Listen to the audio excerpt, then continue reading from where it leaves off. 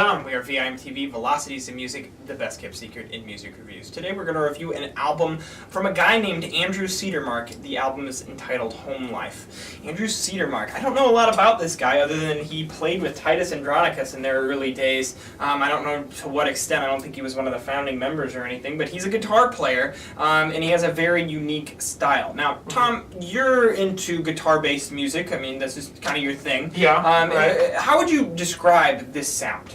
Well, it's an interesting combination of sounds because you hear a lot of different guitar approaches. You do. You get kind of this sloppy electric guitar style that to me is indicative of artists like Stephen Malkmus of Pavement. Mm-hmm. I also hear some of him in the vocals as well. Kurt Vile, definitely. Devin Davis. But also transitioning to that, you mentioned Kurt Vile. I also hear a lot of good kind of acoustic type stuff on here. Yeah. It has almost just kind of like a dirty folk sound at times. Yeah, it definitely. Folk is a good way to put it. It's almost like this alternative folk music that I think his specialty is electric guitar, and so you have a lot of these moving guitar parts and these song structures that don't really adhere to any sort of structure, and that's something that I usually key in on and like, and I think that he does a very good job of is having these guitar-driven song structures that just, as the guitar kind of expands into the next parts and segues into its next feature, the song kind of moves with it, and I think that they do a very good job, or he does a very good job of presenting that. Now,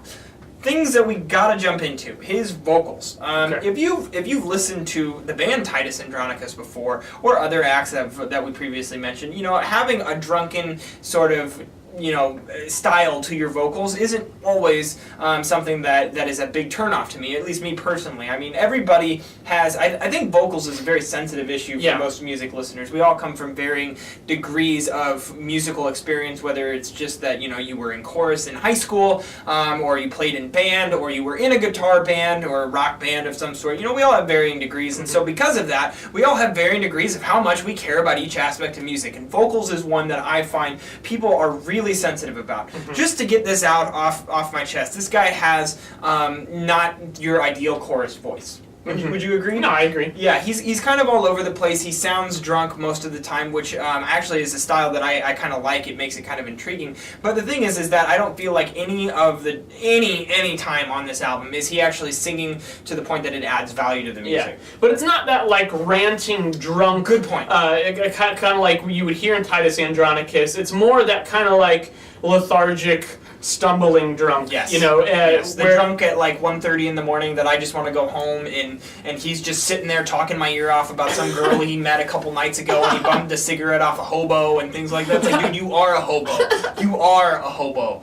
That's this guy. That sounds like a personal experience right there. That was too close to home for you to just rattle off the top of your head. You are a hobo. You have a story to tell me later, okay. but anyway, no, I know where you're coming from because really his approach to his vocals is kind of summed up, and I guess just mirrored by his entire approach to the music, I would say, and that's just a little bit sloppy and a little bit lazy. Now, those are two words that generally have a negative connotation.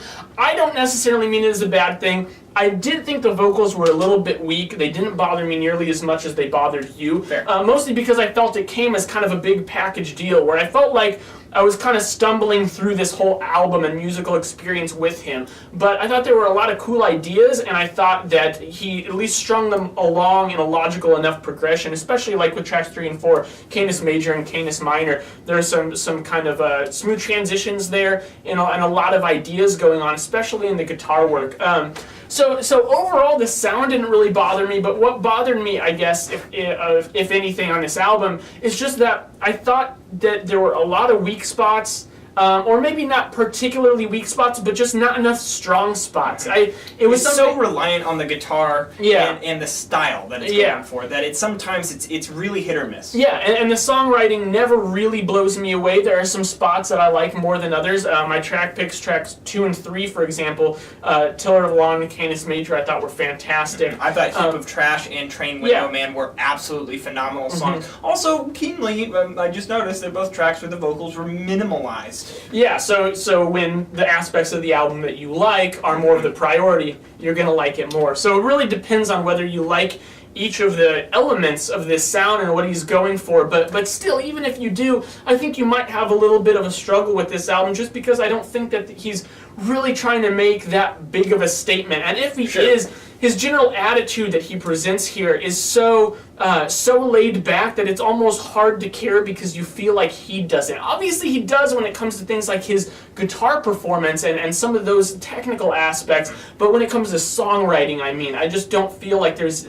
enough there. And I do want to give this album credit, because I think that he does a couple of things well, or that he's trying to do well. First of all, we mentioned his guitar skills, which I think are just, like, I enjoyed listening to him play guitar, and I could do that probably all night. But I feel like the other side of this is he's really emoting in some of his vocals. I don't think that it always comes off the best, because he's not the best vocalist to begin with. I'm not super sensitive when it comes to vocals, so when a vocalist is so bad that it does bother me, like, I know it's bad, right? Yeah. So I definitely do have a limit there. And I do feel like that kind of takes away from some of the emotion at times. The other thing I noticed about this is that, with the guitar controlling so much of the sound, I feel like it could have been produced a little bit better. But I really did feel like the guitar did a good job throughout the album, and I thought that the whole approach to songwriting, and especially in scope of how he wanted to create songs, is something that he should be praised for. And then I'm looking forward to seeing where he goes in the future, because I think a lot of this stuff, give the music a cold shower and a couple ibuprofen,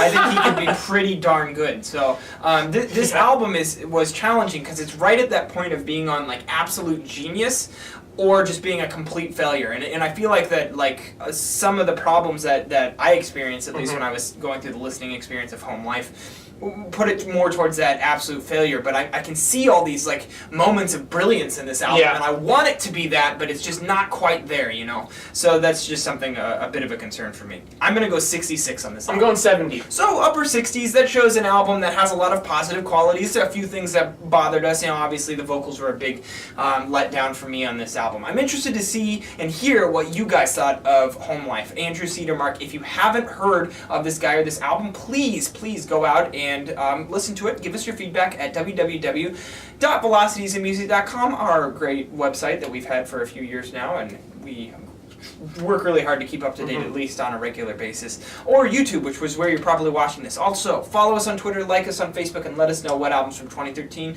you're into and would like to see us review. I'm Jake. I'm Tom. And we are VIMTV, moving music critique forward. Sometimes